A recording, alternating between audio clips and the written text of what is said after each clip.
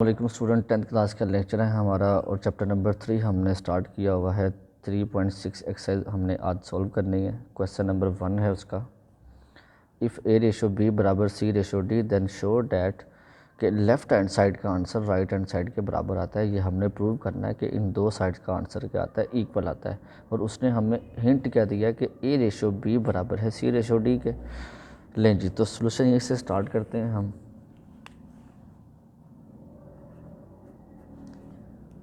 इसी हिंट को हम लेके चलेंगे। हिंट उसने दिया कि ए रेशो बी बराबर सी रेशो डी। अच्छा, ए रेशो बी अगर है तो हम जानते हैं कि हम उसे ए ओवर बी लिख सकते हैं। Equal to C ratio D है तो उसको सी ओवर डी लिखा जा सकता है।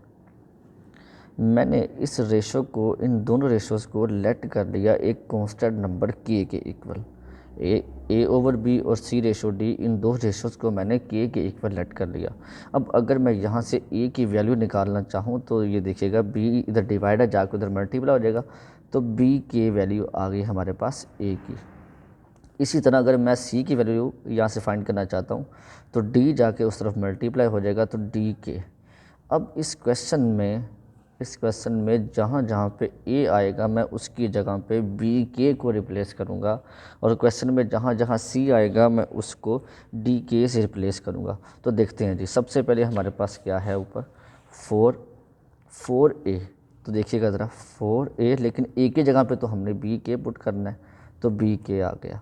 फिर -9b एज इट इज़। इसी तरह सेम एज नीचे 4a है, लेकिन a की जगह तो हमने पुट करनी है उसकी वैल्यू जो कि b के है, तो b के +9b एज इट इज़। बराबर की उस तरफ भी यही काम, 4c है तो c की जगह तो उसकी वैल्यू वो क्या है, d के, तो हमने d के पुट कर दिया। -9d पहले से मौजूद है।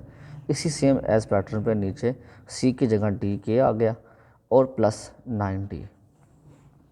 अगर आप गौर करें तो बराबर की इस साइड पे हमारे पास ऊपर से b इस रकम में भी है और b इधर भी है, तो b हम कॉमन हम यहाँ से निकाल सकते हैं। अब चूंकि 4b और k में से b बाहर कॉमन निकाल चुके हैं तो अंदर जस्ट 4k बचेगा। इसी तरह 9 और b में से b बाहर कॉमन निकाल चुके हैं तो अंदर जस्ट 9 बचेगा। बटे के नीचे भी सेम एज यही, हमारे पास b कॉमन आ गया, 4bk में से b बाहर है तो अंदर जस्ट 4k बचेगा, और +9b में से b बाहर है तो अंदर जस्ट 9 बचेगा। बराबर की इस साइड पे भी देखते हैं क्या कॉमन आ रहा है। देखें d इस साइड पे भी है और d इधर भी है, तो d कॉमन आ गया।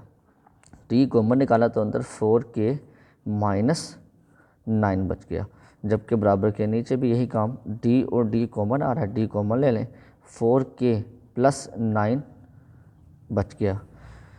नेक्स्ट स्टेप में ये b से कैंसिल, d से कैंसिल हो गया, हमारे पास जस्ट 4k -9 बचा, और बटे के नीचे 4k +9 इक्वल टू 4k -9 और बटे में 4k +9।